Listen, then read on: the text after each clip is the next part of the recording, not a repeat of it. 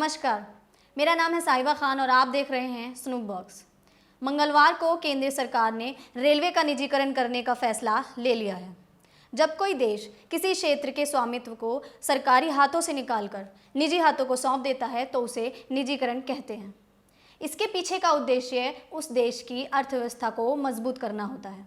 भारत सरकार ने भी इसी उद्देश्य की प्राप्ति के लिए यह निर्णय लिया है। प्रोजेक्ट क्या है, पूरा विस्तार से जानते हैं।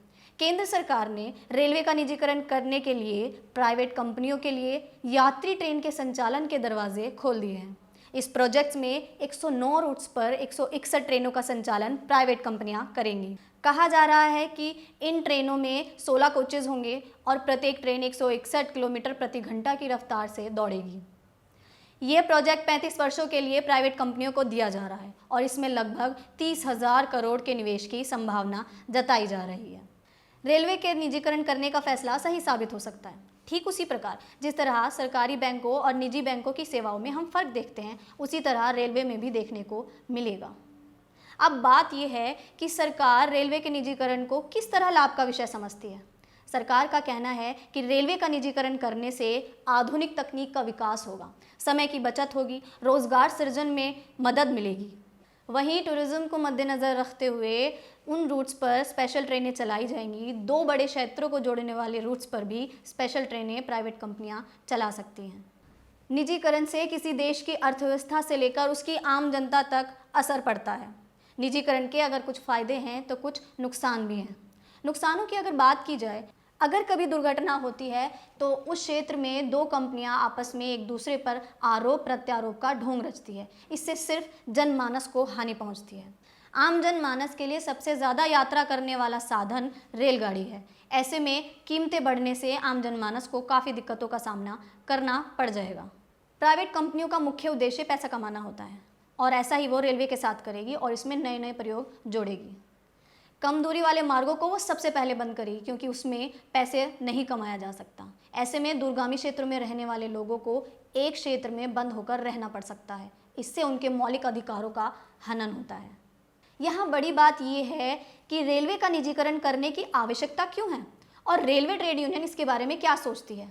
इससे पहले भी रेलवे ट्रेड यूनियन इसका विरोध कर चुकी है, तो क्या अब रेलवे ट्रेड यूनियन निजीकरण का समर्थन करेगी? और अगर नहीं करेगी तो सरकार के पास क्या विकल्प बचते हैं? निजीकरण के अपने फैसले को सही साबित करते हुए केंद्र सरकार का ये कहना है कि प्राइवेट कंपनियां केवल ट्रेन के रखरखाव, मरम्मत और वित्त पोषण के लिए जिम्मेदार होगी, ना कि उन पर उनका अधिकार होगा।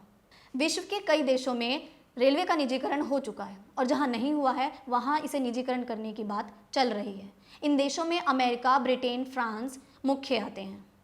बात की जाए अन्य देशों की तो कनाडा में रेलवे पहले निजी हाथों में था। प्रथम विश्व युद्ध के बाद इसे सरकार ने अपने हाथों में ले लिया और उसके बाद 1995 में ये वापस प्राइवेट कंपनियों को सौंप दिया गया। फ्रांस में एक ज़माने में 10 प्राइवेट कंपनियां मिलकर रेलवे को चलाते थे, परंतु कुछ समय बाद 1938 में सरकार ने इन्हीं कंपनियों को मिलकर एक बड़ा ढांचा खड़ा किया। इसके बाद रेलवे का 51% सरकार के हाथों में और बाकी प्राइवेट कंपनियों के हाथों में है। भारत में रेलवे के निजीकरण से होने वाले फ़ायदे और आम जनता को मिलने वाली सुविधाओं के बारे में हम आगे देखेंगे। हालांकि ये बात तय है कि अगर सुख सुविधाएं बढ़ेंगी तो किराए का बढ़ना भी लाजमी है। रेलवे के निजीकरण से सुख सुविधाएं तो बढ़ेंगी ही, लेकिन इसमें नुकसान ये भी है, जब कंपनियां आपस में प्रतियोगिताओं में लग जाती है तो कई बार ऐसा हो जाता है कि 2-3 कंपनियों का ही वर्चस्व रह जाता है। रेलवे के निजीकरण से कितनी कंपनियों के हाथ में रेलवे की बागडोर आती है ये देखने वाली बात होगी, क्योंकि जितनी ज़्यादा कंपनियां इसमें शामिल होंगी उतना ही उनमें कंपटीशन होगा, जिससे आम जनमानस को फ़ायदा होगा।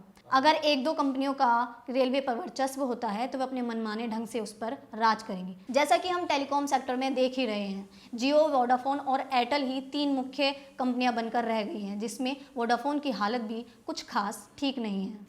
निजीकरण के इस मुद्दे पर हम आपको आगे अपडेट देते रहेंगे। तब तक आप सब्सक्राइब कीजिए स्नूप बॉक्स को।